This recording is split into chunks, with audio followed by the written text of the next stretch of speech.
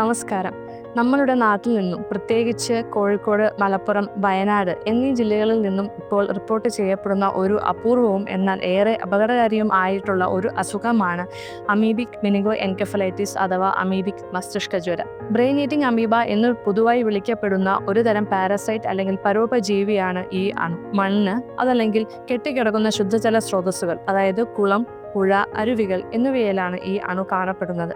അതിൻ്റെ പേരിൽ നിന്നും തന്നെ വ്യക്തമാണ് അത് നമ്മൾ മനുഷ്യരിലേക്ക് പടർന്നാൽ നമ്മുടെ തലച്ചോറിൽ അതിതീവ്രമായ ക്ഷതമാണ് ഉണ്ടാക്കുന്നത്. എങ്ങനെയാണ് ഇത് നമ്മളിലേക്ക് പടരുന്നത്? ഈ പറഞ്ഞ ജലസ്രോതസ്സുകൾ നാം കുളിക്കുകയോ നീന്തുകയോ ഇവൻ മുഖം കഴുകുകയോ പോലും ചെയ്യുമ്പോൾ ഈ അണു നമ്മളുടെ മൂക്കിലെ ചെറിയ ദ്വാരങ്ങളിൽ കൂടെ നമ്മൾ തലച്ചോറിലേക്ക് പ്രവേശിക്കുകയും അവിടെ അത് നീർക്കെട്ട്, രക്തസ്രാവ, നെക്രോസിസ് അല്ലെങ്കിൽ സെൽ ഡെത്ത് ഉണ്ടാക്കുകയും ചെയ്യുന്നു.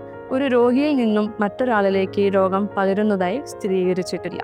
ഏതൊരു മസ്തിഷ്ക ജ്വരം പോലെ തന്നെയാണ് ഇതിൻ്റെയും ലക്ഷണങ്ങൾ. അതായത് പനി, തലവേദന, ഛർദിൽ എന്നിങ്ങനെ തന്നെയാണ് തുടങ്ങുന്നത്. ഇത് വേർതിരിച്ച് അറിയാൻ താമസിക്കുകയോ അതിവേഗതയിലുള്ള പുരോഗതി കാരണം രോഗി നീർക്കെട്ട് വന്ന് മരണത്തിലേക്ക് നയിക്കപ്പെടുകയും ചെയ്യുന്നു. അതുകൊണ്ട് തന്നെ മേൽപ്പറഞ്ഞ ലക്ഷണങ്ങൾ ഏതെങ്കിലും കണ്ടാൽ ഉടനെ തന്നെ നമ്മൾ വൈദ്യസഹായം തേടേണ്ടതാണ്. പല മരുന്നുകളും CDC ഇതിൻ്റെ ചികിത്സയ്ക്കായി നിർദ്ദേശിച്ചിട്ടുണ്ടെങ്കിലും ഇതിൻ്റെ വിരളത, അതിതീവ്രത, വേഗതയിലുള്ള പുരോഗതി എന്നിവയെല്ലാം കാരണം ഇപ്പോഴും ഈ രോഗത്തിൻ്റെ മരണനിരക്ക് ഏതാണ്ട് 95% വരെയും അധികമാണ്. അതുകൊണ്ട് കഴിവതും കെട്ടിക്കിടക്കുന്ന വെള്ളത്തിൽ നാം കുളിക്കുകയോ നീന്താതിരിക്കുകയോ ശ്രദ്ധിക്കുക.